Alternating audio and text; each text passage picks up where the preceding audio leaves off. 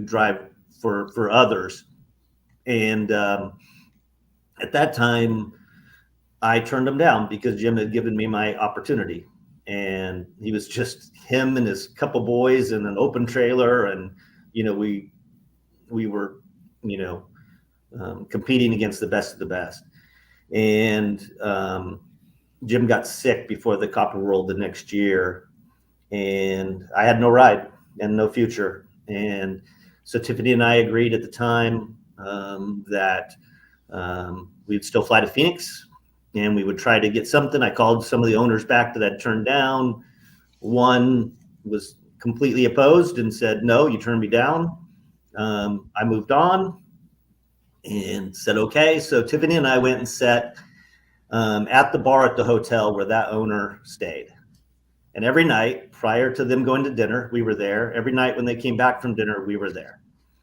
And I said, I'm here. I got my stuff. Like, I know you have a backup car. Can I drive it? Nope, nope, nope, for 3 nights.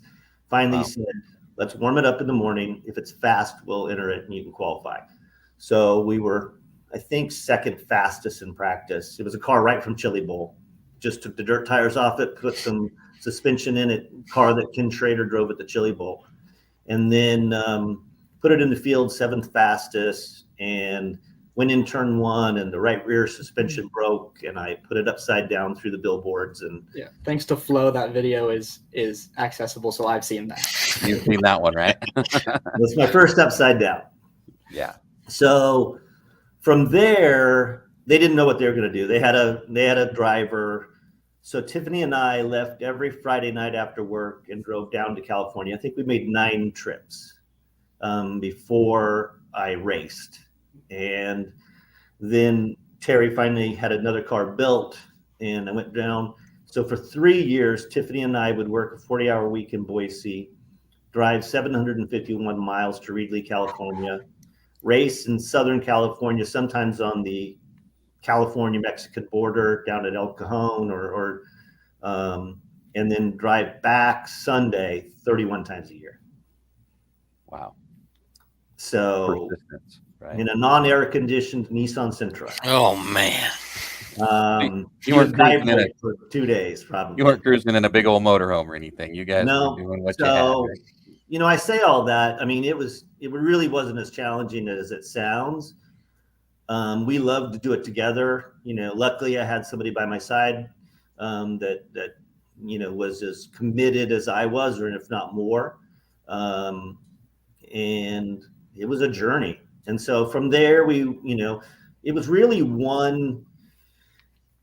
each step was just a step to do the next thing. It wasn't really with hopes of ever going to where I went. So I know it's a long story, but from there, we basically had the opportunity to go to Indianapolis and race on TV on the Thunder Series. Yep. And we went back, and on the second race, we were lucky enough to win on the first night of the Fastmaster Series, which was the veteran drivers and a bunch of $1 million Jags. And so got a lot of TV notoriety. It was perfect timing, the way the car was set up, the way the track was set up, it just all ideally worked for me. And we won that race. And then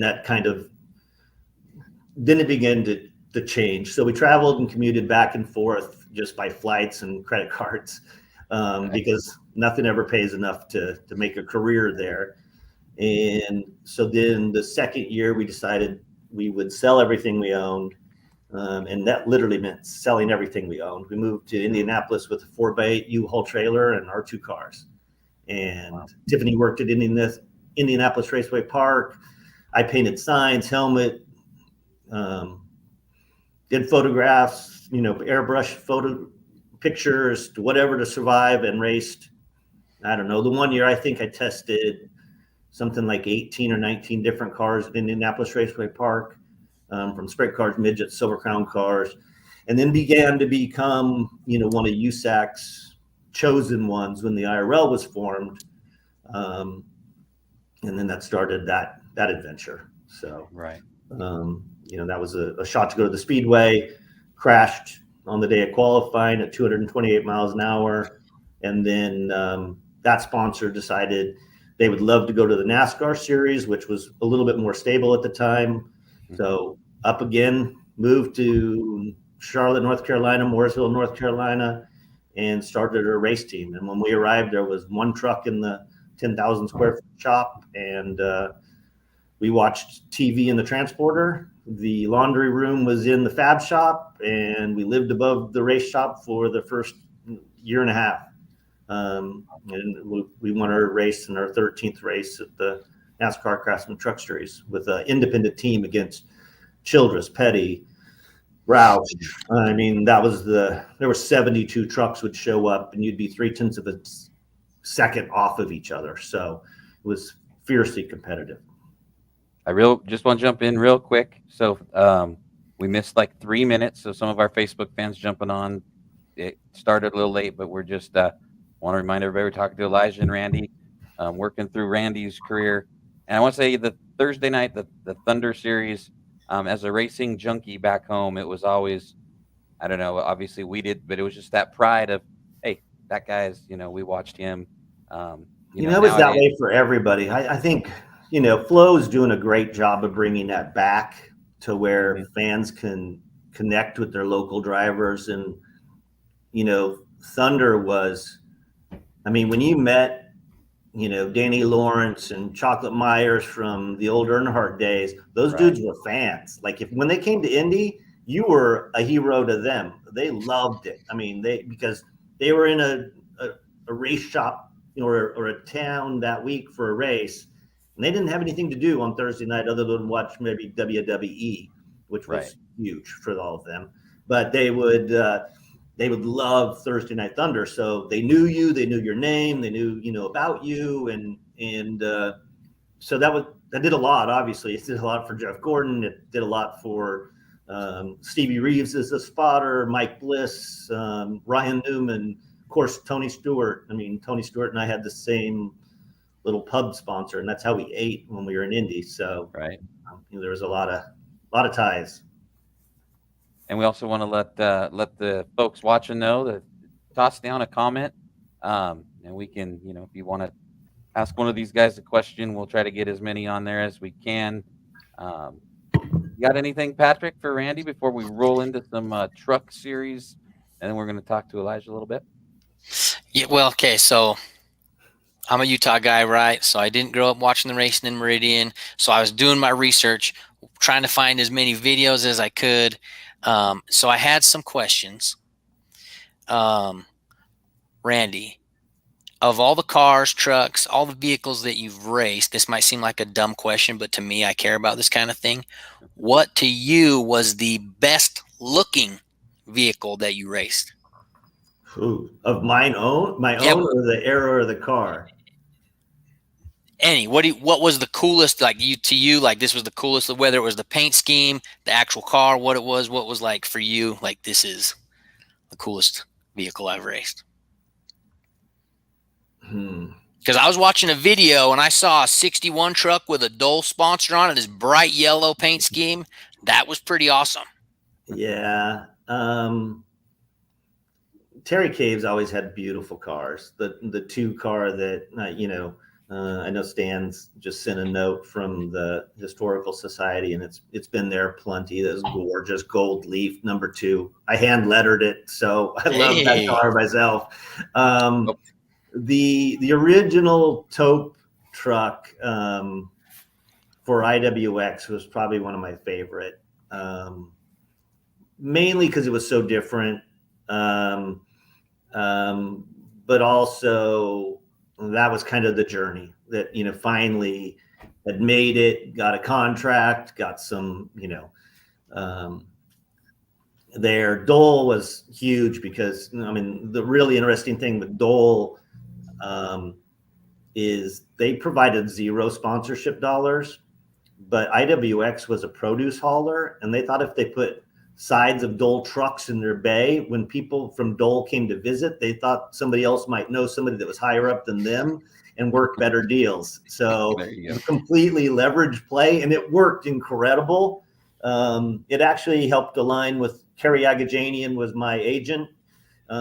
Kerry worked a lot with Mike Kerb. Mike Kerb was on the board of Dole Fresh Fruit, so there was lots of ties there that kind of helped pivot my career a little bit later. But yeah, everything has an angle there. It does. That's so cool. The other question that came to my mind was, so, you've raced at a lot of tracks that guys like us at home love watching. We see it on TV, right? Whether it's Dover or Charlotte, Indianapolis, these places that we see. To you, what was, if you said, hey, if you're going to go to one of these tracks and watch a race, you're going to want to go to which track? Depends on if you want to get drunk and party or you want to go watch races. I never raced Talladega. I tested there a lot, but the infield of Talladega is just completely. To go to the Speedway in Indianapolis is unlike anything. There is no other, there's traffic jams of people. There's 400,000 people there. You think of the city of Boise and in one little area, and it's just famed like that. There's just something. I'm sure it's the same. I've been to Wrigley Field or Fenway Park. I mean, there are places that you walk on, and that's just hallowed ground. Yeah. To hear the cars at Daytona in a pack is magical. Like that is to see them on a super speedway where those V8s are all humming together, all in sync in a pack is like we'd be in the motorhome while the cars were running a different class, and it's just there's nothing sweeter. So Bristol's amazing. There's 100 and some thousand seats around. You're just a gladiator. The racetrack is so minimal to that area. None of those tracks were great for me. I was good on flat and wore out and old. That was the better. So Richmond's were good. Loudon's were good. Martinsville was good. The Milwaukee Mile was good. So, which very, very similar to Meridian. Right on. And if you're watching a race at Meridian, how often do you catch yourself maybe going, I could whoop these young whippersnappers? They just drive very different. The track drives are very different. I can close my eyes and I bet you we'd be within a tenth of a second of what I think I would run. I had so many laps there because Thursday night we would just drive. I don't know why. We never changed the car. Literally, I would take the strings up every year. We never changed anything. I ran the exact same setup at Meridian Speedway, Phoenix Mile, and Portland Half Mile. And we didn't change anything. I changed a little sway bar behind my seat that was, for just on the right rear. But, they drive in the middle of the track. It used to be you drove right on the bottom. Like you would hike your left front up over that grate if you could. There was a bump right after the flag stand going into turn one, and you drove in hard enough where you'd almost lose the rear, so it'd slide and pivot, so you'd get that real straight launch up off. Then climb the little hill up into the back straightaway, and then in turn three, you literally would drive enough to where the car was almost getting loose on entry, and then roll out and let it almost slide. Tires are very different today, and then work up on that exit up off. I'd be probably so slow compared to what those kids are today. I think in my mind I'd be good, but I don't know. There's a different fear factor and respect factor of what it costs to run a car today than what it maybe did. Well, and so from if you're giving advice to one of these young racers that we go and we see at our local tracks, whether it's Magic Valley or Meridian, they've got those dreams to take it to the next level, what would you say would be one of the most important things for them to hold on to? Have fun. I remember listening to Darrell Waltrip say, "You can do anything you want," and I really hung on to that, and got to know Darrell and Stevie later, in my career, but because I didn't even like Darrell at the time, but he kind of said it, and I remember him saying it, thinking, how can I do that? And you got to be great everywhere, and you got to be good. each time. And I think you got to be good. We did stuff then, not just on the racetrack, right? You got to be, social media would have killed me. I couldn't have dealt with the social media hate. Like, I remember when the internet started popping up and somebody wrote something negative about me that they didn't like me, and I wanted to fly there and meet the person because it tore me up. So, you obviously got to be incredible on social. You got to do this. But we did it. I mean, probably still one of my favorite things we ever did was called A Day with the Racers. And Carolyn Hawley from Channel 7 did a program called Kids with Courage. And it was kids who had fought cancer or brain cancer or amputations and went on with life and found a way. And I thought, really at the time, I never thought racing was looked up to, right? Racing was, I thought, saw in a negative light. And it bothered me because it was something I loved and it was something I was proud of. But I think it was your car's broken down in your yard, working on it loud at night, and it just didn't have the respect of what it was. And so I wanted to do something back for the community. So we reached out to Carolyn, and she put us in touch with the Mountain States Tumor Institute, and we brought, I'll get emotional. We brought 19 kids out that were fighting cancer and their families. And Kenny was running the track at the time, or Leroy was. And they gave us passes for all the kids and the families because that was important. It wasn't just about kids fighting cancer. My sister and my niece dressed up in clown outfits. I think we got pizza and McDonald's. And, we learned so much about these kids in that battle. And I remember we had two things. One, it was a big race in town from out of town. And so I was driving the Caves car and I went up after the trophy dash and the heat race, and they were like, "You haven't won. Why haven't you won?" And I never had thought about performance being instrumental into them. And so a kid, Christopher, who had a degenerative disease that they said would be bedridden within a couple of years, found 2 pennies. So I put him in the neck roll of my helmet. We went out and won, and seeing those kids come down afterwards was just, I mean, you can see, right? Like, it still touches me this year. After I won Nashville in the truck, the second win I had, I went back to Meridian and signed autographs, and Christopher's mom brought him. I think he was 16 years old and like 6'1". Stayed in a facility, but they got him out because part of following my career was beneficial to his health. Like, it gave him something to fight for and work for. Tiffany and I visited a girl that they said, "Can you come to the hospital and visit her? She's going through treatment." And we know it would mean a lot. And we were like, gosh, she was not even engaged. Like, she wasn't even that excited. You went to her whole room was made up of the day of that stuff. And that began a program that went on to Indy, went on to California. Kenny Irwin was involved. Tony was involved. Jack Hewitt of fame was very involved. Brent Kading out of the West Coast. I mean, driver after driver after driver. And those are the things you do.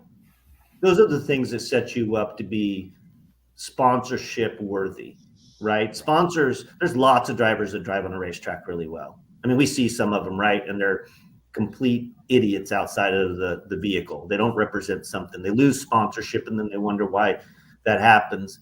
And to be an ambassador, not only for the sport, but before the companies you represent, there's a lot of learning in that. And that's, obviously that means more than, I mean, I can't even remember any of the races I ran, but I can remember those really special moments where you interacted with fans or had fans or people who wrote to you that, means the world to get an autograph from you. And it's just a signature, when Elijah mentions that. So it kills me today when you go to the pits, and Meridian does a fantastic job of keeping people around.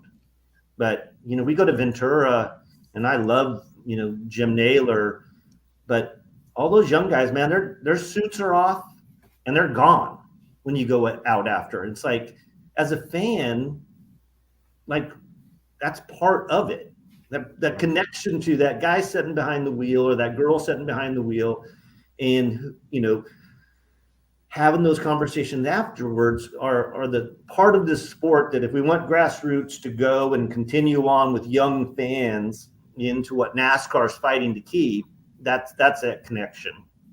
And the short tracks that don't understand that are missing the boat, because racing's about entertainment. Right. And if it's not entertaining, you have nobody watching. And so I can go on and on, but yeah.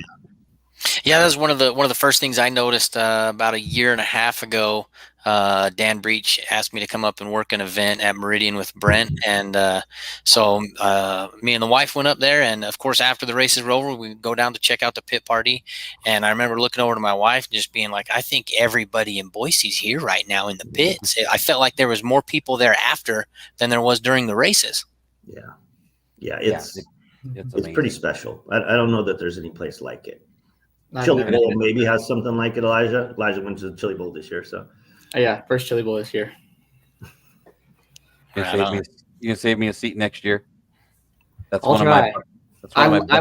I lucked into my seat this year. I went, and because there's a buddy that I had met from taking pictures at Ventura, and we just messaged back and forth and became buddies. And he was running, and I live in Oklahoma, so I'm like, hey, I'm coming.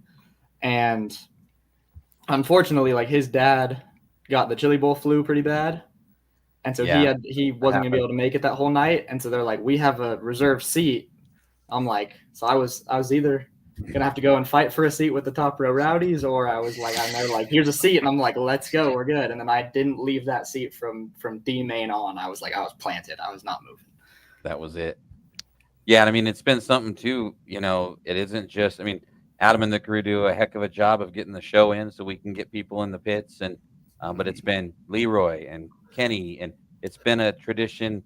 It was my favorite part. And trust me, there was days I had to drag my dad back there, but it's like this is the second half of what I came for. And some of that is what you said right there, is running an efficient show. Mm-hmm. I don't need you to race till 11 o'clock at night. Get me done by 9.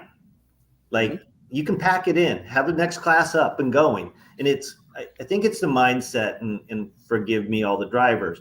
This is not about you. This is about those people. Get your car up there, get it ready, and be on time.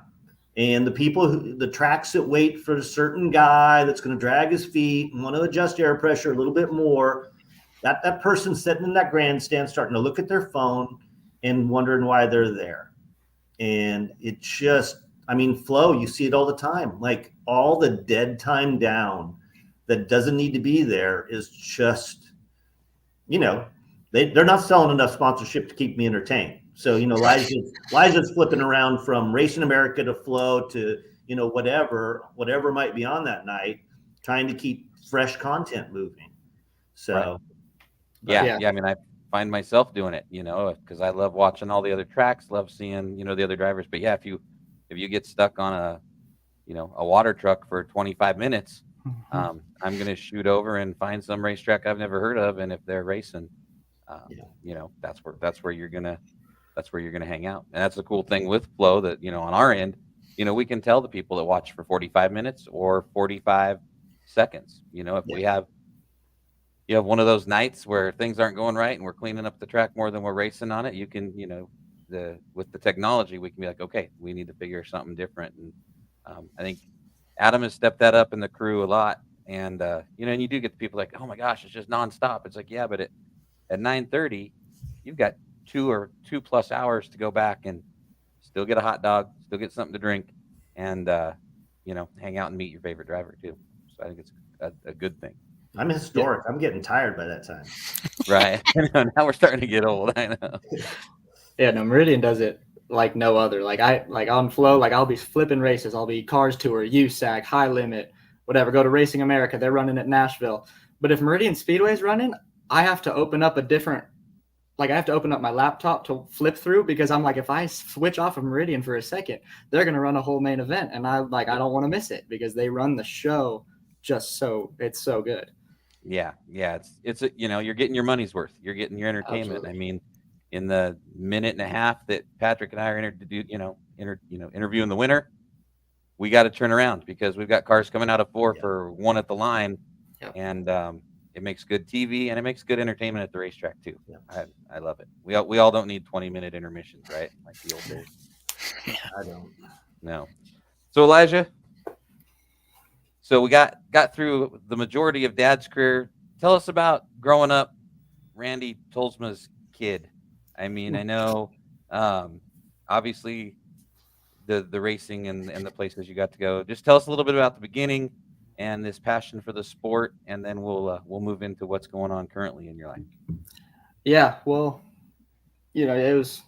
He never made me feel like Randy Tolsma's kid. He did a great job of making me feel like Elijah Tolsma, and I'm grateful for that. But I was always proud to be Randy Tolsma's kid and Tiffany Tolsma's kid. I grew up with awesome stories, and we'd go to the racetracks, and we'd stay in the pits, and we'd find who my dad raced with or who my mom knew, and we would just hang out and exchange stories. And so that was my childhood. Like it was built on hanging out, and even if we didn't know, we obviously the prime example for me is like the Geisler family. Like we knew them. Johnny Geisler, obviously very successful non-wing sprint at Meridian, and then wing sprint also. But like white number 12 non-wing sprint car. That was first stop in the pits. I was going to go sit in it because I knew he was always going to let me sit in it. Yep. Those were the guys I remember from my childhood, and Mike McGurdio, who then he started to travel more west and stuff like that. Those guys, and David Miniger and his late model, and so that was my childhood. That's what I was built on. Of course, I came out and I was like, I want to race, and then I would hear a story about, hey, I was testing at Vegas one time. And right front broke and we hit the wall, and I was like, yeah, that sounds like it hurts. Or I was at, what was it, Bloomington? Yeah. In the midget? Yeah, I was at Bloomington and I flipped, and here's this video because Flo posted this video not long ago that I finally got to see of the story I'd heard of him being upside down, stopped, and then gets punted like a soccer ball. I'm like, I don't want to race. So that's how baseball came in. I tried a bunch of different sports, but baseball is the one that stuck. And then did that for a while, was still a race fan, but, played baseball all the way through and loved it and had a passion for that. But still, Friday, Saturday, Sunday came around and it was, okay, let's watch the truck race on Friday. Let's go watch the Xfinity race and find a short track on Saturday. And let's go up to Ventura or let's go to Paris for, Oval Nationals or CRA sprint cars or whatever. And then it's summertime. Okay, we're going to Meridian Speedway, and obviously baseball was always the focus, but the racing was still there. And then I think fast forward a long ways to COVID, and that's when I finally got back into racing because like there was nothing on. Yeah. And Flo had their 24/7 channel, and it would be 1992 USAC midgets at IRP, and I'm like, hey, those are all the guys I heard stories about. And then it was like, oh, my dad's in this one. And then it was 2008 Sprint Week from Kokomo. And, Tracy Hines and Corey Kruzman and all these guys that I'd heard of. I'm like, hey, I know them. They're racing there. I remember those guys. And then it was Oval Nationals from 2009. And it was Tony Jones and Danny Sheridan and these West Coast sprint car guys that I grew up going and getting autograph cards that are on my wall now. That I display proudly and have for forever. I showed them off, and I'm like, hey, I get to go be a kid again. And then I was just like, my gosh, why did this is home. This is the passion. This is where I'm at. And so then it was just like that. And I was full blown diehard race fan. I'm going to watch anything with an engine and four wheels. Sometimes it's on three wheels if there's a lot of moisture in the track. And yep. And yeah, so that's kind of where I kind of regained that deep passion for it. Right. And again, we want to let everybody know, boy, Patrick, the Tolsmas are making us famous. We have so many millions, well, hundreds of people watching, but we appreciate everybody jumping on and want to let you know. Interact, throw a comment up there and talk to the guys, ask a question. We'll get it up there. So Elijah, going through life with that love of baseball, your mom, your dad, the family, obviously showed that support since that was your passion, and it's gotten you to where you were today. Tell us about the last few years. I know that I've seen a lot of the Facebook stuff. You've been very successful, and tell us where you're at and what the future looks like for you right now on the baseball side. Then we'll jump into a little more racing. Yeah. The last few years have definitely been a journey of my own. It wasn't 700 and whatever miles 31 times a year, but so I went out of high school to the University of San Francisco. Went up there to play. Learned a lot. Obviously I stayed there for a year, so things happened, and I ended up I had a nice little scar to show some elbow surgery. Went back, and then I was like, I want to get back close to home, so I went to junior college, El Camino College, for 2 years. 2 of the best years playing baseball in my life. I found my joy for the game again. I just went out there and played to just enjoy it. It wasn't, I wasn't trying to prove myself. I just went out and enjoyed it, and it was amazing. Grew a ton as a player. I was always a pitcher and an outfielder, pitcher and shortstop and outfielder in high school. And then went to college as originally a pitcher outfielder, and got told I was just only going to pitch pretty quickly. And then I got to start playing both again at junior college.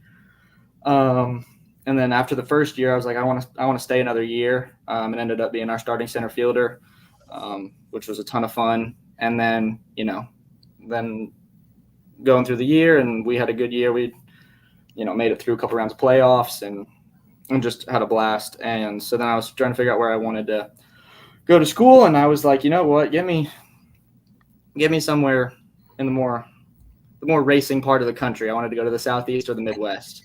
And so I played with the SoCal Giants, which is a area scout for the San Francisco Giants, ran it. I played for them in high school. Was fortunate enough to play for them. They were awesome. And so I had some recruiting help from one of my coaches there, Christian Fick, and he was like, "Where you want to go?" And I was like, "Midwest, Southeast." And so he's like, "Okay, I'm going to call every school, and I'll let you know who gets back to me." And so then I got in touch with a couple of schools. Ended up choosing Cameron University here in Lawton, Oklahoma, and I'm from the door to my apartment to the front gate of a dirt track. I'm 5 minutes, so that's awesome, and I love it here. It's been super rewarding to come in as kind of an outsider and try to blend and try to be part of a transforming culture of a baseball program, not just a team, as a program as a whole, and trying to step into that role and really come into my own and really kind of, grow past just a baseball player. So that's been probably the most rewarding part. And so, yeah, I'll be here this year. I'll be here next year. And it's just been, I couldn't be happier with where I'm at. And hey, Randy, I mean, you've talked about your family and Tiffany and everybody that supported you through the race. And what's it like to now, I mean, Patrick's a father, I'm a father, you're always proud of what your kids do. Tell us about Elijah, man. I mean, he's obviously taken some huge steps and is growing into a great young man. Yeah. He gives me hope for humanity. We hear so much about younger generations and the challenges that we face with work ethic or what. I mean, Elijah's investment back into players. I think he had 17 private coaching lessons a week through last summer, where he works, what he's learned and be able to pass that on. And, and it's his journey, even though we didn't maybe travel that much, we traveled a lot. I think at one point he practiced in San Diego, which is, up to 4 hours in traffic. When he played for the Giants for the 2 years, that was, an hour and a half there each Saturday, Sunday, and an hour and a half back. And, that's a lot of commitment for a kid. He's pretty humble in what he did, but through high school, he was at the gym at 4 something in the morning to work out, carried a 4.0 grade point average, practiced for 3 hours, and then went back into the hitting cages at night after. That was almost a daily routine.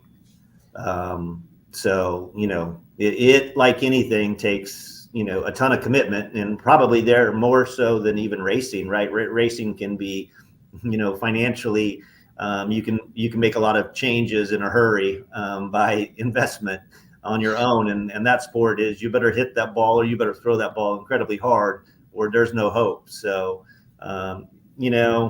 I think Tiffany and I both would say, I think as proud as we are on the field and the joy you get seeing all that work rewarded, is amazing. But just his, who he is as an individual is probably means more than anything. That he can have conversations with adults. That he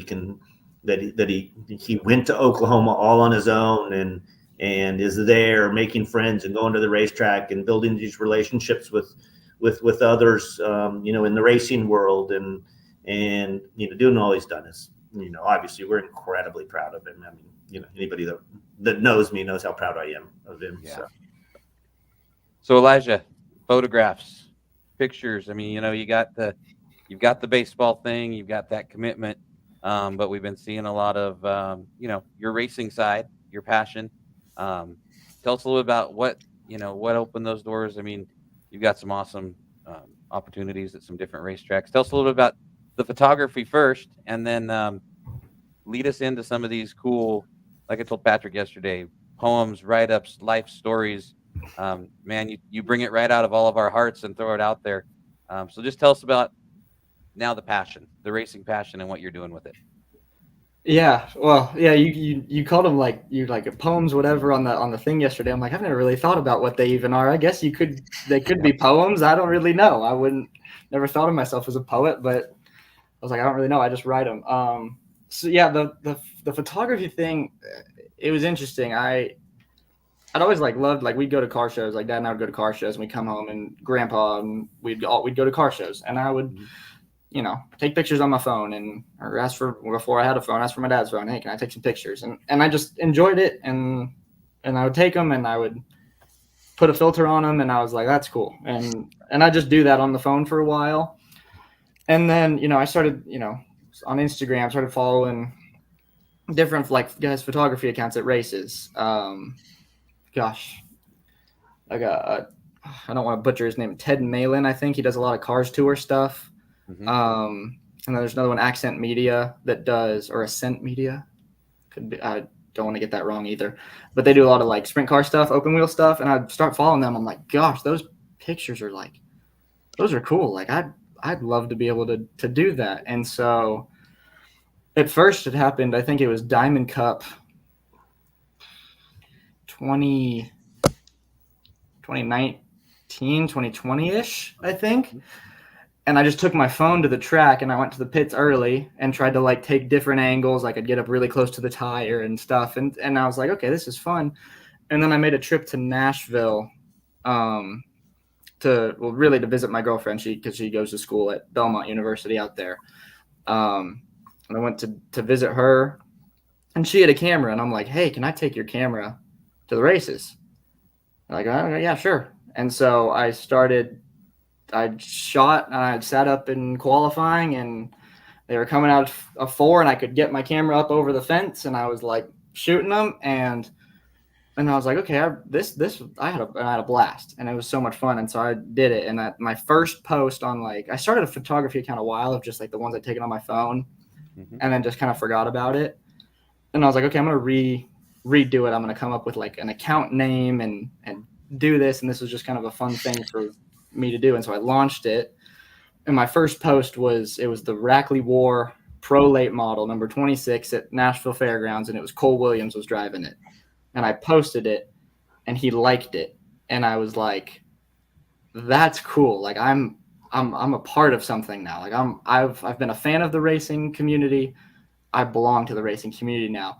And so then it just happened. And so then I just started I would ask for her to borrow her camera for a while. And I was like, let me borrow it. I'm like, you never use it. Let me borrow it. So I'm taking it to races and stuff. And I brought it to Meridian.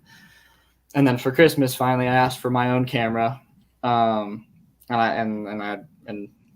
mom and dad, got me one. I don't even know which one got it for me, but they got it for me. And so, and I've been just going at it ever since. And it's been just amazing. Like, I message frequently this kid named Cole Baxter who runs Street Stocks. He's out of Bowling Green, Kentucky. And never would I have ever met this guy, but he was running a street stock at Nashville on the All-American 400 weekend.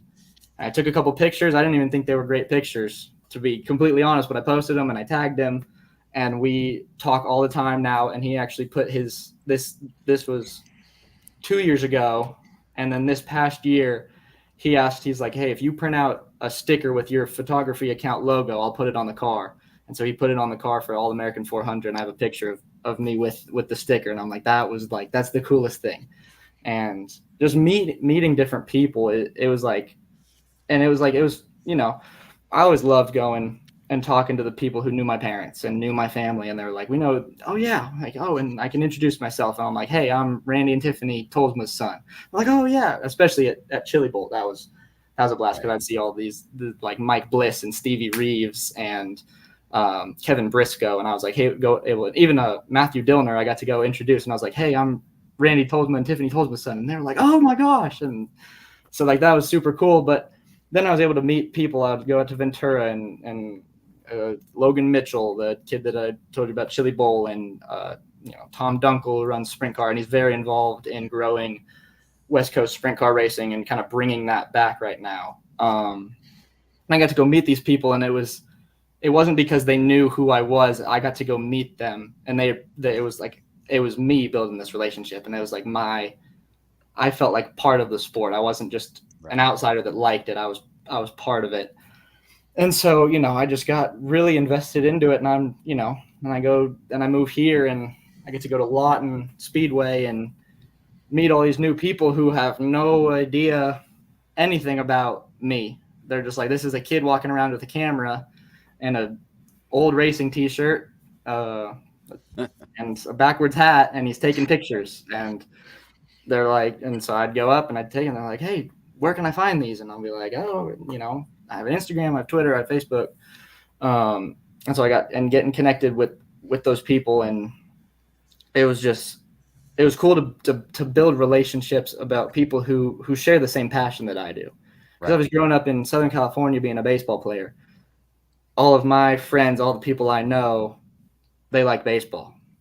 And I'm like, I love baseball, but racing is where, like, that's what I really love, but it's so foreign to them. And so meeting people that I could like share this with. And then that's kind of what started. Honestly, one of the first write-ups I did actually sparked from a conversation with my buddy Cole. And like I said, I never would have met if I had not done it and started this. And we were just talking, and he like reposted something. I'm like, hey man, I really appreciate you like reposting my stuff. And he's like, and he said something. He's like, look, I'm a kid from Kentucky with no money. I love racing. This guy let me drive his car. He's like, I want to go as far as I can, but he's like, I don't have any money, and it takes money. And he's like, so you putting my name out there, he's like, even if nobody hears it, you willing to put my name out there means so much. And I'm like, and that really hit home for me. And so like one of the first writings I did was just about like, I think one of the first ones was the Meridian Speedway one about home. Mm-hmm. And I was like, just the family aspect, the memories. And then they just kind of stemmed like anytime certain things would just plug them. There's another one that we were talking about. It was after Turkey Night at Ventura midget race a couple years ago.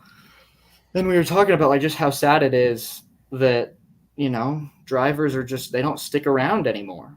Like you used to be able to go and buy a t-shirt from a driver and get their autograph card. If they didn't have an autograph card, they'd sign a t-shirt or they'd sign a checkered flag or whatever. Like, and they would like all the kids, kids would be in a line and they would, look them in the eye and say, hey, thanks for coming. And, and it was just that personal relationship that you built. And then it was just like sad to see that it just didn't happen as much anymore.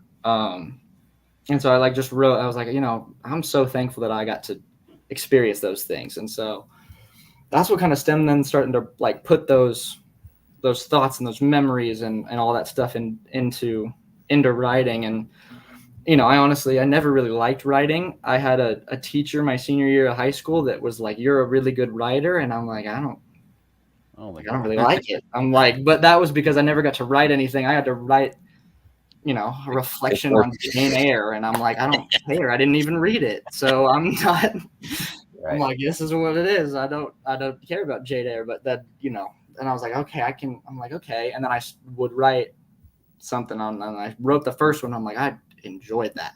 I'm like, that I do enjoy writing. I just had to write about something that I actually care about, and something that's, I believe has shaped me so much to be who I am today. And so that's kind of how that all got started. And, every time somebody shares something I post, whether it's a writing or a picture, or somebody comments or somebody messages me and says, "Hey, this is cool. Thanks for sharing it." It's like, that just means the world to me. Cause I'm like, I get to be part of something. And when I post a racer who doesn't necessarily have a name and they're so appreciative of me sharing it, I'm like, look, I don't think I can't help in any way. But I'm like, if I can try to help, then I can give back to the sport. Not that I'm doing anything groundbreaking, but I'm like, those are the kind of things that mean a lot to me, because the sport has done so much for me and so much for my family. And so any way I can be a part of it is special. Patrick, did you got something for Elijah? So if people want to follow along and see the stuff you're writing, the pictures you're putting out there, where's the best places for them to go? Fast Motor Photography on Instagram. That's where I post a picture a day there, and I'll post all my write-ups on there. And then Facebook, Elijah Tolsma on Facebook, I think is what it comes up. It'll be my name, and then I'll have my little Fast Motor Photography logo as my profile picture. I'll post that if I've like gone to a race, and I'll post like a group of pictures and say like, "Hey, if you ran here," and I probably have some pictures. So that's where I post all my write-ups as well. I do have a Twitter, but I don't use it. I only use it to look at what other people are saying about racing. No, Twitter. So when I started the podcast, I did a Twitter page, and I did something about Patrick and I, there were some weird comments and stuff, so I got off that. I don't know. I might be too old for that. I wanted to real quick, Spanky here down at Magic Valley Speedway left a message there for you and your dad about your accomplishments, and yeah, I mean, it's funny how our highlights in our life change the older we get and the older our children get, and I think it's pretty cool, Elijah, that he those people see that in you. A quick question on here for Randy from Stan. He said the time that you spent at Indy trying to make speed to get to make the show, who mentored you, and who taught you on that first time that you didn't lift going into turn one? That's from Stan Fuller. Yeah, the Speedway was quite a journey. Like and quick, it happened. USAC came to me and said, "We'd like you to be, one of the drivers, the American drivers that we built this series for, to represent USAC at the Speedway." We've lined up a team, and so I went, and it was a '94 Lola Ford. This was 1996. It was a Spirit of San Antonio car, and so I got in it. I'd never been in a rear engine car. I'd never tested it. So my first lap at the Speedway was it. I remember, going out, and, it's overwhelming. It's the Speedway. It's the place you dream of that you never thought in a million years could happen. And, a year before that, Tiffany and I would go for walks at night and talk about, could this really happen? I mean, could this really, is this even a possibility? And so we did. The Speedway does a really good job of partnering with veterans. So I was lucky enough to have Johnny Rutherford and Al Unser Sr. as my mentors and guide you. So it doesn't get much better than that at the Speedway. Maybe Foyt would be one, but so I went into it, and you you basically do 10 lap stints. And you have to run within a certain miles per hour, I think it's a 5 mile an hour window that you stay in. So I went out, and I think over my third lap, I was 189 miles an hour or something in the car. And it was just a joy to drive. Like it was driving a cart. Like it just really was, Right. Nothing funny or easy. So they said, come it in, let's put tires on it and go. So I went out and ran my first stint, which was the 10 laps. I said 10 laps. And they're like, hey, does it feel good? And at this point, I'm back down to like 185 to 190 or something. And I said, yeah, I feel great. And they're like, let's do 2 stints.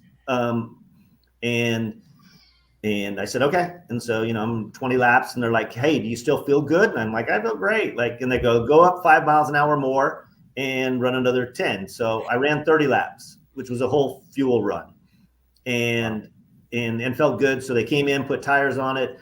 Rutherford Senior came down, talked, said, what are you feeling? And I'm like, I don't know. It just goes where I want it. It's simple. It's easy, So I ran out and ran, and you got to run the final stint a little bit faster. So I think we ran 2:15 the very first day in the car. But that was literally when I did accelerate down the back straightaway in that car.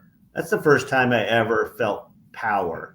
I don't know that the cars had that much more power than a sprint car, but you had gears.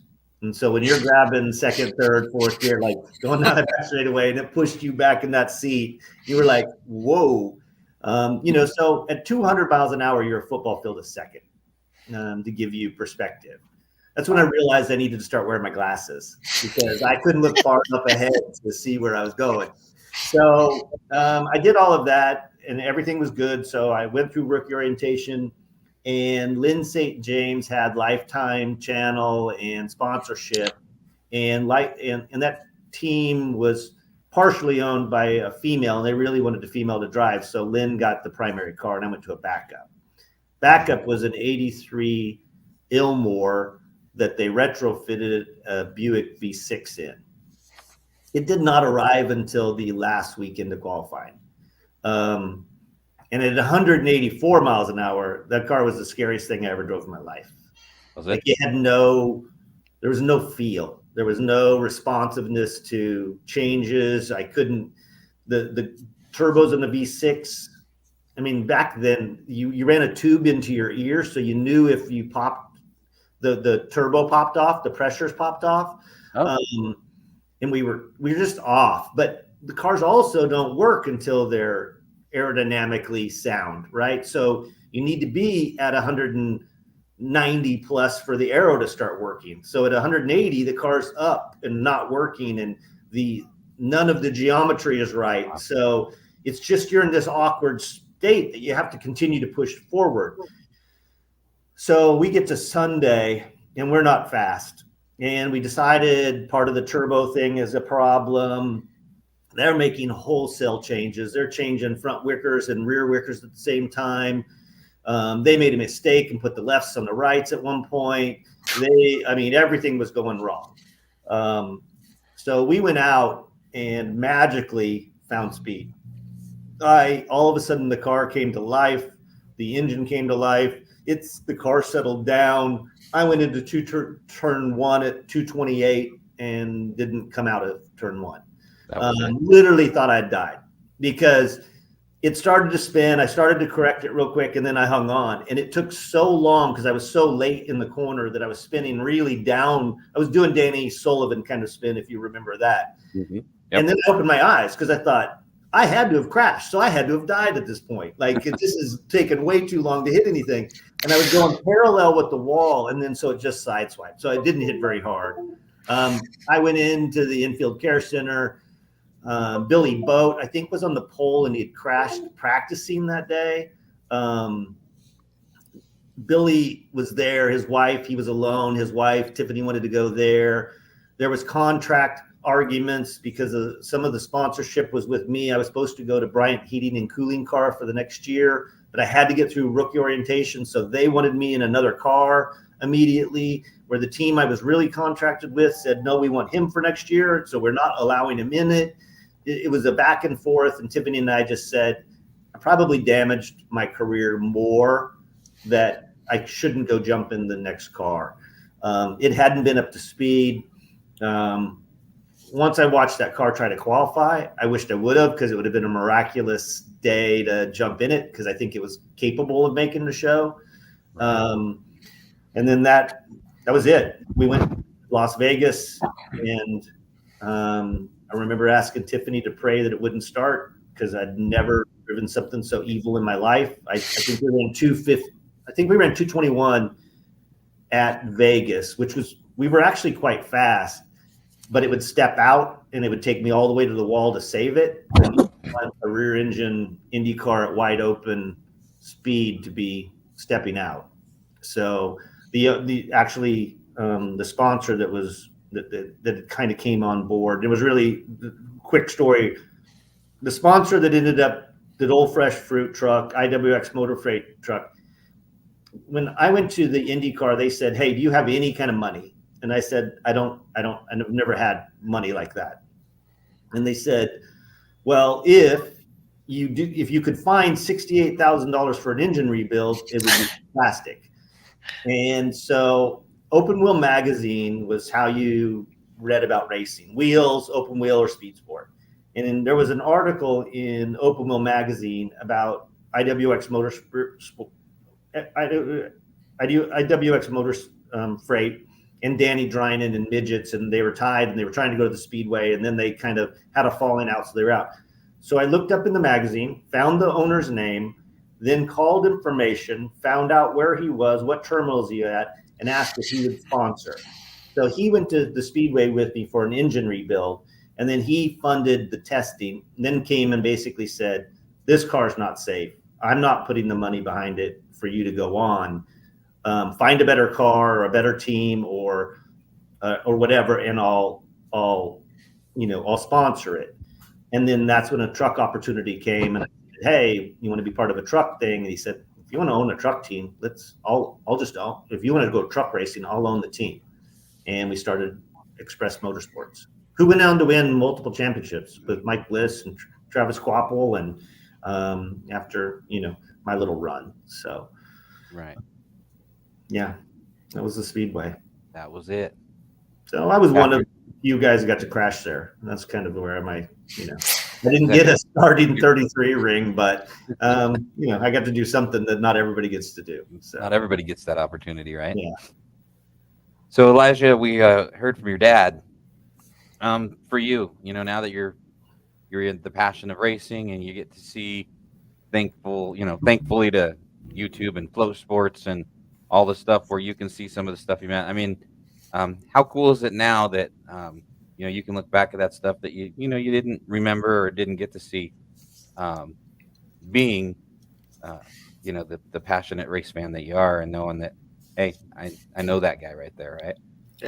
Yeah, it's awesome. I mean, I'm so thankful for what Flow does. I mean, just with all their content, but then they have all those replays on there. Like more so than anything, I think Flow just does an awesome job with that. And so I get to go during like I said, during COVID, if I saw any USAC race that had the year stamp of any time I knew my dad might be running there, whether he was running Gary Howard's midget at IRP, or he was running a Caves car out west in the Western states, or he was running Chrisman sprint car or the Silver Crown car. If there's maybe, and so I'll just go and watch all of those. And so that was awesome. And then now, thankfully, in high school, I think is when I finally was able to find his truck wins on YouTube. Oh. Somebody had posted the full, 1996, 1997, 1998, 1999, 2000, 2001, 2002 truck seasons. And so I could go and watch. And I was of course I went to the wins, and I've watched his win at IRP in the midget more times than I could count. Anytime one of my friends that doesn't know anything about racing finds out that my dad raced, I'm like, here, watch this. Watch what he did. Watch what he did here. Movie night at Elijah's, right? Yeah. And so that one's a cool one. And then I watched the truck wins. And then I'd go and he'd listen to, like, he'd tell a story about a race where they were super fast and then this happened and late caution or something broke late and he had to do this. And I'd go and watch those races so I could see the stories that I'd always had in my head, but now I could actually put something to it. So, I don't always love technology.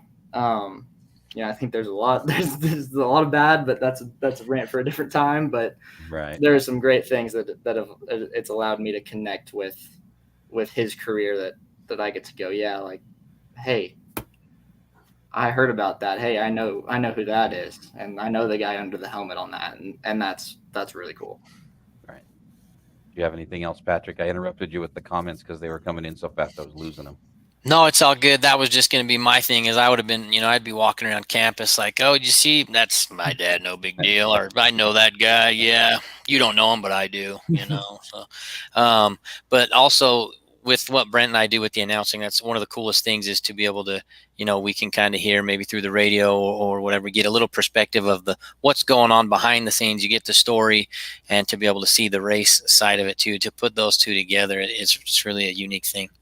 Yeah, and that's a testament to, like, announcers and stuff. Like, I can recall, like the Gary and Larry show on the Thunder, and that stuff, and like him and Mike Bliss were sliding. It was slip and slide, dip and dive, and I was like, that rings in my head. And the amount, the environment that an announcer can create for those memories. And so I guess I can go a little teaser of writing piece to be released next month. So I'm trying to do one a month because I don't have that many. So I'm trying to space them out so I don't Space do them. out. We'll touch a little bit on that kind of thing, but like those are like the song choice at a racetrack, and the announcers attribute to so much of those memories as well. And so, yeah. Very cool. So what's your goal, Elijah? I mean, you've got baseball, you've got the motorsports passion, the photography. You are a heck of a writer, by the way. I think that's always been something that's intrigued me, and doing some write-ups for the racetracks and stuff. And to see you pull that from just the memories that your dad made, or we make, or Meridian Speedway. Do you have is any of that a big life goal, or right now are you cruising through, going to be successful in baseball and just kill some time with that racing passion? Yeah, I don't really know. Baseball is, I'll pursue that as long as I can. I'm getting my degree in sports and exercise science. Eventually I want to, what I really am kind of drawn to is like I got into coaching and doing private lessons and stuff like that, and being able to help out the younger generation, especially going through the experiences I went with in college. Being able to share some of that knowledge with those like late high school players that are trying to go play at the next level, giving them some of that knowledge that I wish I would have had going in. And so being able to kind of mentor. And so that's kind of my aspiration. Whether that's what's going to happen, I don't know. The photography and the writing thing right now is just fun. I started a website. So I do have fast motor photography at GoDaddySites.com. It's up, and I did sell one print. There you go. I sold one, but I was like, at the end of the day, like, I'd rather be able to just go meet people and be like, they're like, hey, can you send me some of these pictures? And I'm like, yes, I'll send them. And then and build a relationship, than do a business. The writing thing is something that I would consider pursuing. I don't really know how I'd go about getting into that, but it's definitely something that I like and I could see myself doing, even if not a primary career, as just something else, like, and then, who knows? I'd love to go in the racing world. I'd love to, and then also on the strength and, like I said, strength and exercise science side, like the TRD deal in Charlotte, they have all their athletes and they have trainers, and Josh Wise is with Chevrolet and their drivers. And so like, that's something I can kind of tie in these two things that I really am passionate about. And so, racing will always be part of my life. To what I don't know. I don't know if it'll be a career or a job, or if it'll always just be something fun, but it's always going to be a positive. So, So yeah, that's kind of what my I aspiration. think I would add to that when you asked earlier about young drivers trying to go up. There's a very big difference in doing this for fun and then doing it when you're paid to do it. When you're paid to win, I remember being at Homestead. I think we'd won already, which was a big feat. When you were down 50 horsepower because you didn't have Cup horsepower or Cup engine builders or whatever, to compete was a real challenge. I remember the owner calling me and said, "What are we going to do? Like, we're running top 5, but how are we going to win?" And I'm like, "Well, we're running top 5. I mean, there's 70 trucks here. Like, I mean, that's pretty. I mean, I ran one truck 21 out of the 25 races. Jack Sprague had 12 trucks at a test. And so and he goes, "I'm not paying to run top 5. I'm paying to win. Your job is to win, nothing less." And it was like, oh, I've never been in that position. I mean, I've always been like, we all want to win and we're going to do the most we can to win. But I mean, and a lot of that, as soon as I was put into a car that wasn't my parents', you crash going forward, you never crash going back, and you do all it takes to win the race. We don't care. Right. And, I mean, I drove my dad. I mean, I know there's a lot of drivers in Meridian, Idaho, because I was super young and had very little fear. But I never once crashed my father's car in 7 years in Meridian Speedway. Right. All those races, all those championships, all the wins, never once crashed my dad's car. I might have crashed some other people by how aggressive I drove, but not that car. But that wasn't my style, and it took me a long time as a driver to realize, even as aggressive as I was, and some who still despise me, they won't even speak to me still 20 some years later, and I'm late in my 50s, and they still won't look me in the eye and have a conversation after all these years, and probably for the right reasons. But I knew my style was smooth to be fast. Like, you didn't drive, and so I would tell these younger drivers, don't change how you learn, what kind of player you are. Learn, Elijah knows what kind of pitcher he is and what makes him successful, what kind of hitter, what pitches he hits, and not to swing at the other ones. Same in driving. Not everybody drives the same. Some are really aggressive and that works for them. Some need to be smooth and fast and let the race come to them and your racecraft. Like, one thing, you have to learn who you are. And I probably didn't learn who I was until I started writing about how I drove through COVID. When I started writing stories, so Elijah would have stories. Because I thought, the one thing I want, Lauren Rainier, who from Rainier, the Hardee's 28 Cale Yarborough car that we all watched and loved at Daytona. Lauren's father owned that car, Harry Rainier. And Lauren told me he learned more about his father after he passed away because he had journaled every day of his life and he got to read those journals. And I thought, I don't ever want Elijah, this was very early on, I don't ever want Elijah to not know these stories, of perseverance and overcoming and doing the right things. I never broke a contract in my entire driving career. And I was offered the #1 super modified on the West Coast when I was driving the worst car on the West Coast. But that's who gave me a shot. And then I stayed with the smallest midget team when I had the biggest midget team. And I don't say that out of pride. It's more of how I was brought up by my parents, of being honorable to what was given you. So these younger drivers, know who you are. Richard Petty taught me you keep 3 Sharpies in your pocket. 1, because someone's going to steal it. 1, because you need the backup. And 1 you give away so they go get an autograph somewhere else. And you stand there until the last person's gone. And Richard Petty would do that today at 90 some years old. That man would not leave. Like, every single autograph session, he was the last guy to leave because he knew the fans are who made our sport. So if he can do that, and that dude is the king, we all do that. So, yeah. So with that, guys, so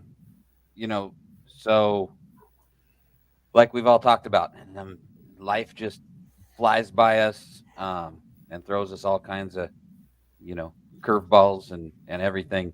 The family aspect, was kind of wrap it up with, you guys have been part of local and national racing.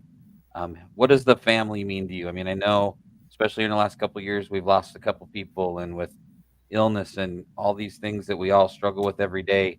I don't know, maybe leave us on a little positive note here, because I guess the one bad thing about social media is, it seems like every day we look it up, and people that we our heroes, our family members, our friends, our mentors, we're losing them every day. Um, do you guys have any advice for all these young drivers, these young people, just the positivity? Because reading both of your Facebook pages and being able to talk to both of you guys, there's quite a bit of positivity there. And how important is the racing family to you guys as we all move through our lives? You can go ahead. But, for me,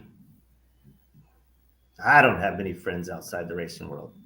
I mean, once you have a son and they're traveling, like your friends are in those years of transfer. Little league was a certain group of friends, travel ball was a certain group of friends, scout ball was a certain group of friends, high school, but then they all go away. And, Elijah's, I think out of his little league, one of the few still playing the game, if not the only one. Mm-hmm. And so those friends, as good as they were, go away. Racing, I can go back to Meridian Speedway and I can walk down that pit, and I don't know as many as I once did, but the Wharfs, the Minigers, the Wortmans, the Dillons, the Dirk, obviously his family, and on and on, and then our own family, Uncle Don and Aunt Sandy and Tony and their legacy there, and then to take my father out there and let him still enjoy it. Al, who's battling right now. I mean, Al Russell has always meant the world to me. My father looked up to Al quite a bit for what he accomplished as a businessman and overcame and what he did. And then Al really, when many of those people didn't like my style, Al always backed me and supported me and was like in my corner. And I will never forget that, because he was probably one that didn't need to. And so, when you walk through that back gate and you just see those people, it's like old home week every single time.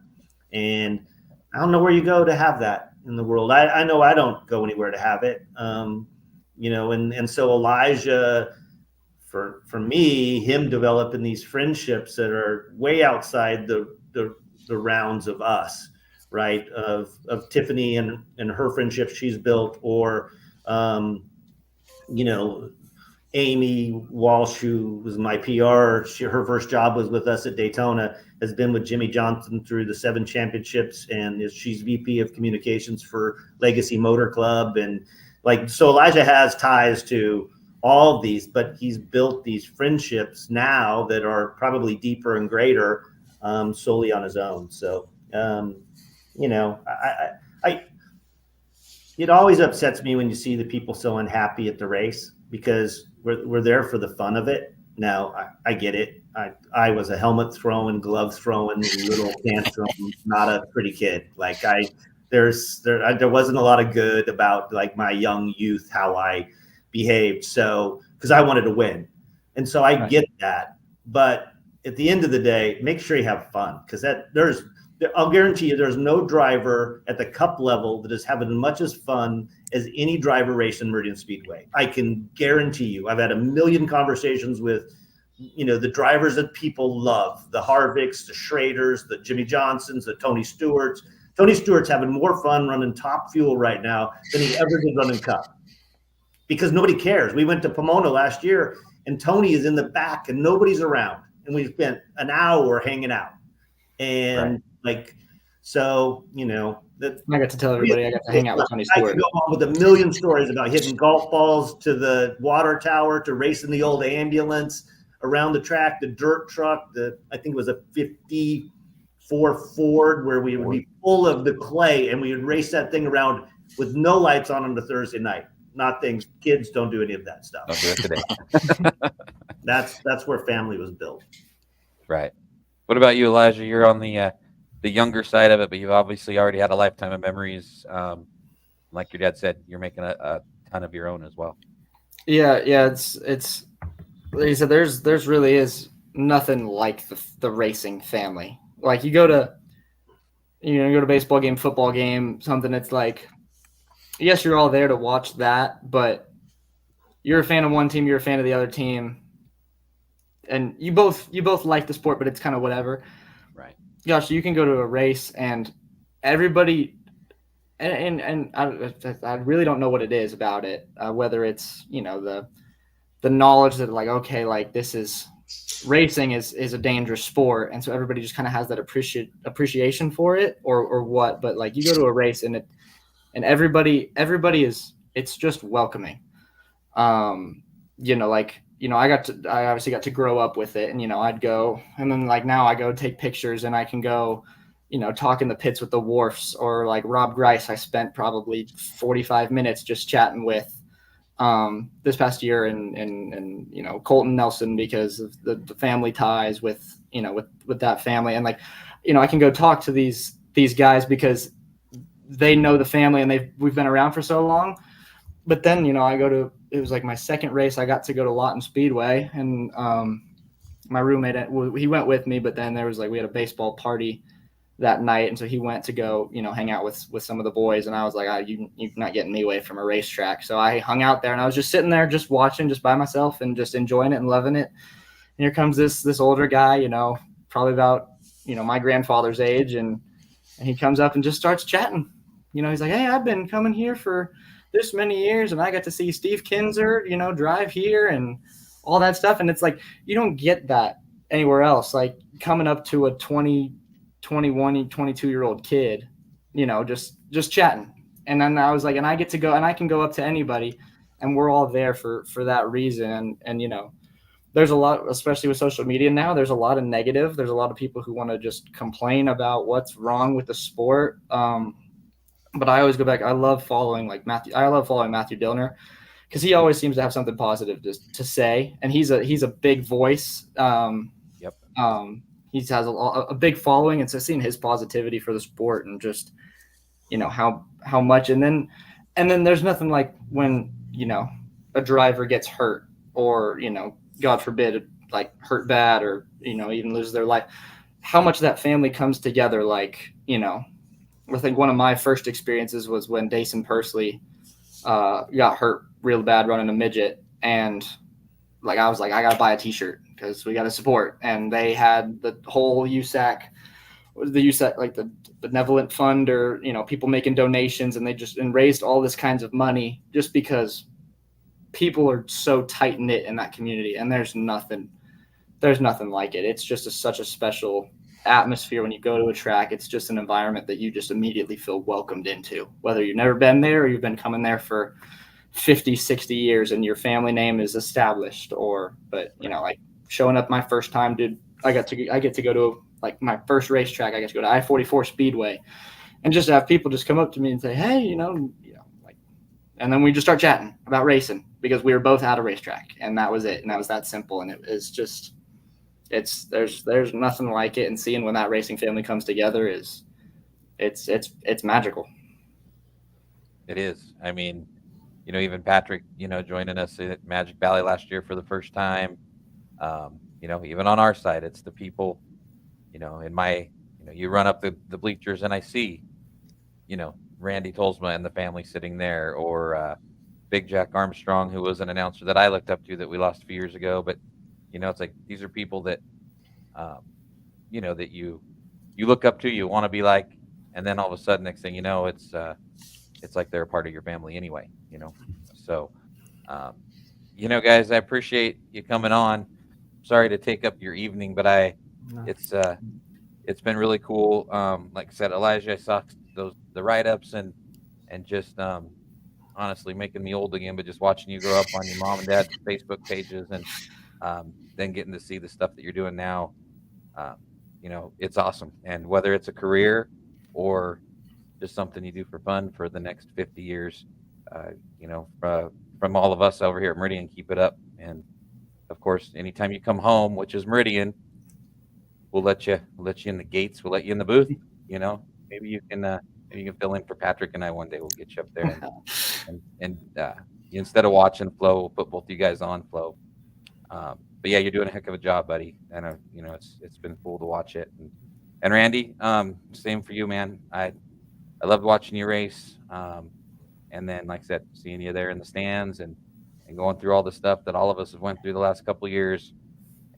You guys are definitely a positive light on everything that we've been through and that's coming in the future too.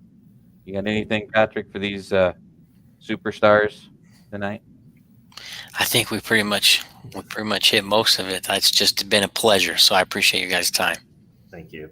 Yeah, thank you. Guys. So we'll put anything, we'll put your links and stuff up on the website, and just reach out to us, guys, if something comes up and you want 5 minutes or 5 hours and we need to spread the word about something. Like Randy said, when we were growing up, there wasn't a lot of media, there wasn't a lot of newspaper coverage, and still to this day, nobody comes out. The media and the TVs, they don't come out to Meridian Speedway unless something bad happens. And yeah, so I think that's what Patrick and myself, Todd Lebrani and DJ Everett are going to refire up Turn 5 Live. We're going to talk about that up here in a minute. I think that they've got some cool stuff coming up. And probably this lady on the screen, somebody else that's proud of everything that's been done. We appreciate you guys coming on tonight. And like I said, the door's always open. You reach out, we'll let you in. Same goes to us. Anytime, there's lots of stories. So, a couple of the guys wrote me from Meridian, and like, my gosh, we could go for days for the funny stories. So yes, that's. I think, and Patrick and I have talked about that. So yeah, we'll get. I'll bug you again, and it'll be. We'll grab some guys that raced with you and raced against you, and we'll get everybody back on here and true honor and spread the word. Yes. So awesome. Well, Randy, Elijah, we're going to cut you loose, get you ready for the rest of your evening and tomorrow, and then Patrick and I are going to talk about opening night. I went off the screen because Mother Nature's throwing a little fit. The lightning shut off my lights and everything there for a minute. So hopefully you guys stayed on. As long as she gets it out of her system before 6:30 on Saturday. So from all of us, Randy and Elijah, thanks to you guys. We appreciate you. Thank you, guys. Yes, thank you, guys. Thanks, guys. So there you go, Patrick. I told you we could go till Saturday, and I'm going to get him back on, and we'll do it again. It's the love of racing. It's what we do. Those guys are awesome, and that kid is going places, and what a family. Yeah, he's a great young man, you can tell. And, everybody, I'm sure he's heard all his life, you're Randy's kid. He keeps going the way he's going. They're going to go to Randy and say, hey, you're Elijah's dad. There you go. That's the good one. So, hey, you've had a couple of drivers reach out, and this is what the podcast is all about. So tell me a little about what, let's start with Zach. What's Zach got going on down there in the great state of Utah? Yeah, so obviously we had Zach on, Zach and Tucker Webster on the other day with the other episode, and I totally forgot to mention when we had him on, Zach raffling away a race car. Yeah, you heard that right. That's cool. Some people go to raffles and they do, they have nice little cool things. Who does a race car? Zach Webster does a race car. So you can win a race car. Go check out. You can go to his Facebook page. They've got, Webster Motorsports. You can go there. They've got the information. They're posting updates, but they've only got a certain amount of slots that they're giving away or selling away, right? That they've got open left. So hurry, go see the updated list. You can buy one of those spots or multiple spots, whatever you want to do. More than one is good. Yeah. I mean, you could win a car for a fraction of the cost of what it actually costs, because those things can get expensive fast. So get your name in that hat, and you never know, you might be able to roll on up to Magic Valley or Meridian and who knows, do the dance, and race against Zach in a car that you won from him. Yeah, wouldn't that be cool? Hey, it- Webster, you can't even keep up with your own car. Come on. dude, it would be crazy. So Call if me you've, yeah, any people, if you guys are racers, non-racers, this is something that anybody could get into. You could win yourself a car, and it's race ready. It comes with some stuff. So go for all the information. Check out Webster Motorsports on Facebook. You can get all the info there. And other cool stuff, Salt Lake City, 49th annual O'Reilly's Auto Parts Autorama going on down there at the expo.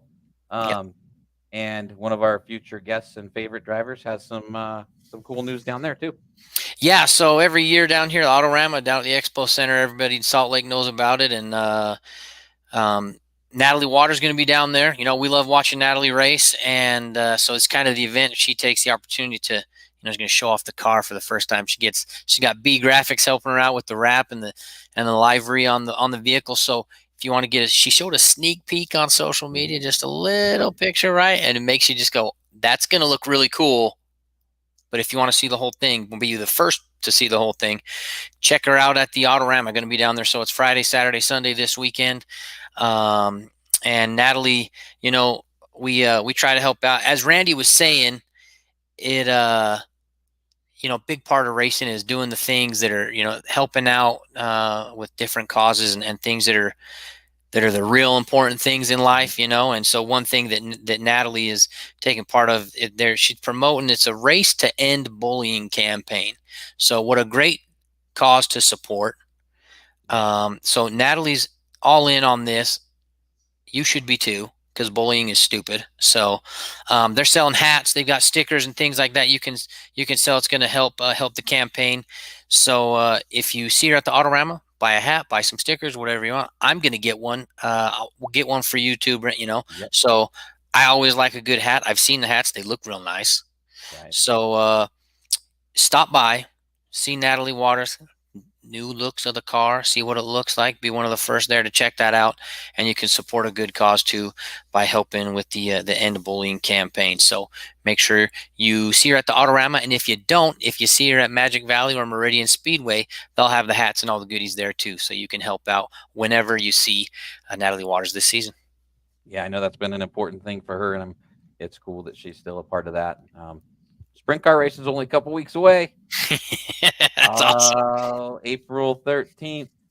Speaking of that, Meridian Speedway let out the streaming view, everything right before the season, whether it's going to be on streaming or none or whatever. Every race at Meridian Speedway is going to be streamed live on speedcast.tv, except for the Speed Tour sprint cars powered by Pit Stop USA. Every one of those races, including the Magic Valley Speedway races, will be televised on Flow Racing. So right there, Flow's going to take the reins of the Speed Tour sprint car streaming rights here in 2024. Myself, Patrick, will be on the air with those for you guys from both Meridian and Magic Valley. And then speedcast.tv, I'm sure we'll get some Magic Valley races on there. All the Meridian races starting this Saturday night. So just go speedcast.tv. You can buy it by the race. You can do a subscription. You're going to have replays. You're going to have all the cool stuff on there as well. So if you can't make it to the racetrack, which there's nothing like being there, we do have those options still available for you. Just a little different. Flow took, we were on Flow the last couple of years all the way through. I know the Northwest Super Late Model deal was on Racing America. That'll be the Idaho 208 in August. So, there's ways to be a part without actually sitting in the stands if you can't make it. Yeah, definitely. If you can't make it, Flow Racing, get their app, speedcast.tv. Like you said, you can watch it, go to the races, and that's a good way to pull it up afterwards and show your friends what they missed out. So they'll want to come with you next time when you go to the races. And you can watch, like Elijah was saying, you can watch races from all over. It's not just these tracks that we announce at that we love to go to, Magic Valley and Meridian Speedway. You can watch wherever. I was watching Brazilian racing last season, in between races that we were watching up there at Meridian. So it's a great value. It doesn't cost a lot of money. And if you want to see racing, it doesn't matter if you're sitting in class, if you're somewhere, you're in a meeting at work, whatever, you can just pull it up on your phone. Boom, you're right there. Right there. So, man, we're ready. I'm so excited. I'm going to call in sick to work for 2 days just so that I can get hang out of the racetrack. Lots of cool new stuff at the Speedway. Each and every year, Adam and the crew do some upgrades, and then as we get closer to the 27th, we'll talk about Magic Valley. We get Spanky on here. I'm going to make him do it. He's going to be live and in person on screen. I love it. We'll talk about what's going on down there. But head on out to the racetrack, weather permitting. First Thursday night practice is tomorrow. Like Elijah and Randy said, cool thing about a Thursday night practice is at Meridian, it's free. You walk in the pits, you grab a hot dog, you wander around, just keep your head on a swivel because they got cars flowing in and out. Check out your favorite driver, see what they're doing, get an up close and personal view of them wrenching on the car and hanging out with their families, getting ready for Saturday night. This Saturday is the ATS Inland season opener. Again, ATS Inland's been on board with Meridian for many, many years now. A big sponsor of Brendan Fries, our defending NASCAR mod champ. Trammell Construction helping us out. NASCAR mod double mains. Kick it off right out of the gate on Saturday night. The NASCAR late models, our old pro lates, they're going to be out there. Zamp Race Products helping them. Idaho CDL Training Street Stocks, the Project Filter Pro 4s, Idaho Asphalt Solutions Hornets, and we're going Bando racing. I've got my Tucker Webster hat on for the big Bando weekend kicking off the year. And hang out because there's the party in the pits. But before that, we're going to light up the skies with the first fireworks show of 2024 at Meridian Speedway on Saturday night.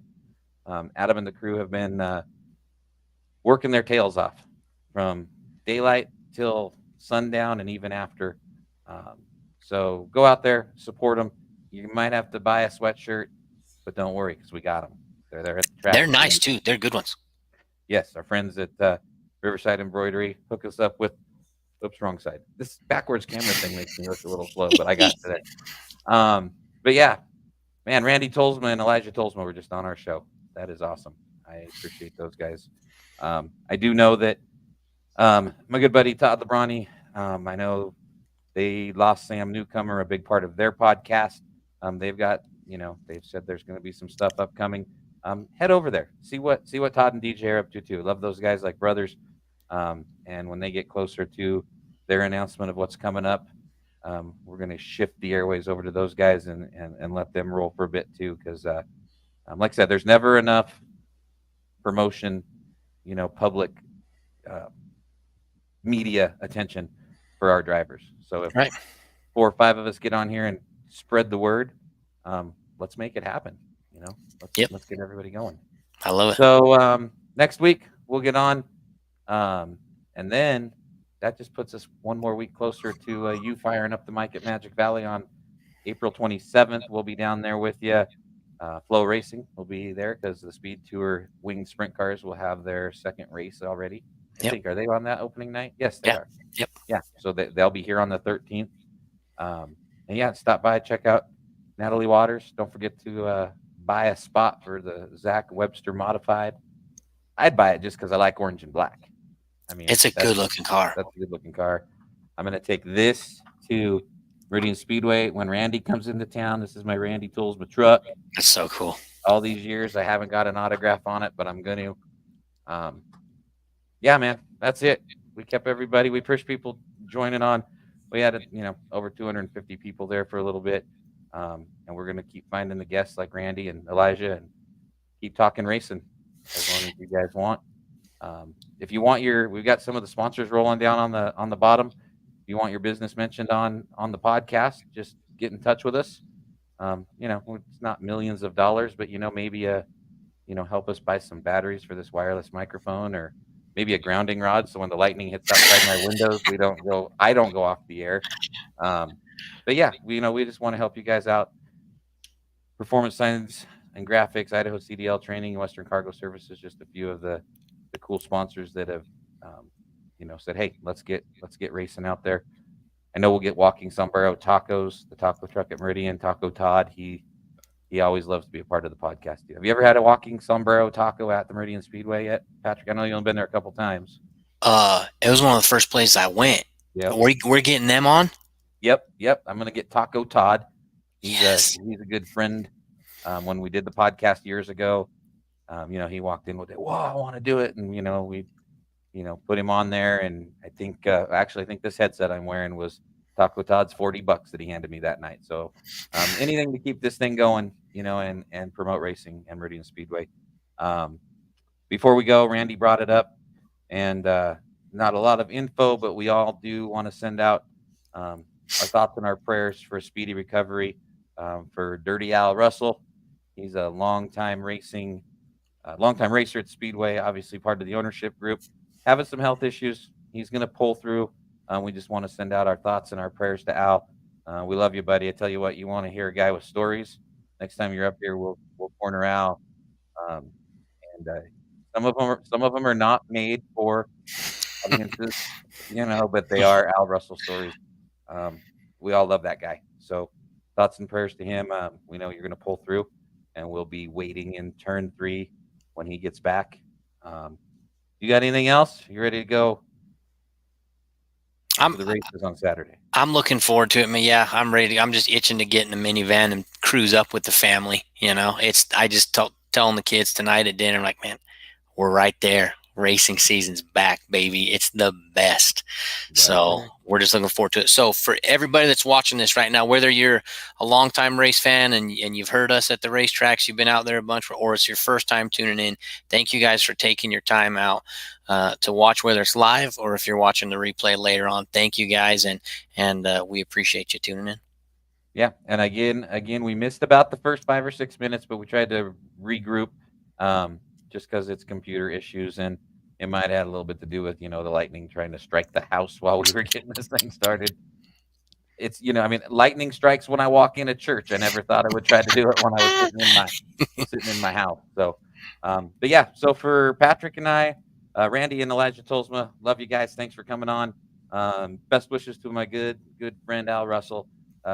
We're waiting to see your smiling face back at the racetrack, and we'll be back next week. Post opening night, pre sprint car opener, and we will be searching for a sprint car driver that may have already been mentioned to join us on this show next week. So it's just about time to drop the green. Love it. All right, buddy. Have a good night. Take care of the family, and we'll see you in about a week here on the podcast and a couple weeks in Twin Falls, Idaho. All righty. See you guys. Have a good night. Thanks, everybody.